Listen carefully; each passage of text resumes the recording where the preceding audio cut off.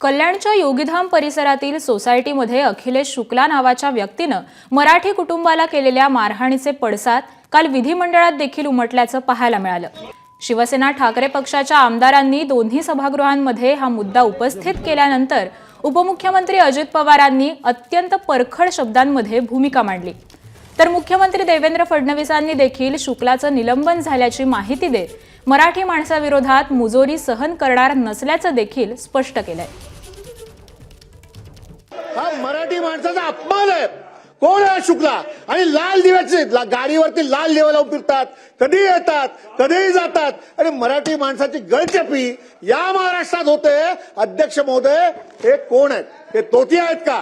हे अधिकारी असतील? आणि मुख्यमंत्री कार्यालयातून फोन येईल, त्याने बाहेरची लोक आणून सगळ्यांनी त्या मराठी माणसाला मारहाण केली। तो अधिकारी किती मोठ्या बापाचा असला तरी त्याची हायगाई केली जाणार नाही, त्याच्यावर कारवाई केली जाईल। हा अखिलेश शुक्ला एमटीडीसीचा कर्मचारी आहे। त्याच्यावर एफआयआर नोंद झालेला आहे।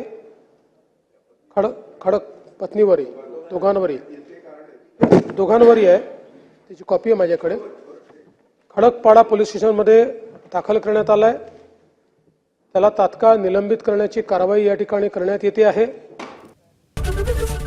एबीपी माझा, उघडा डोळे बघा नीट।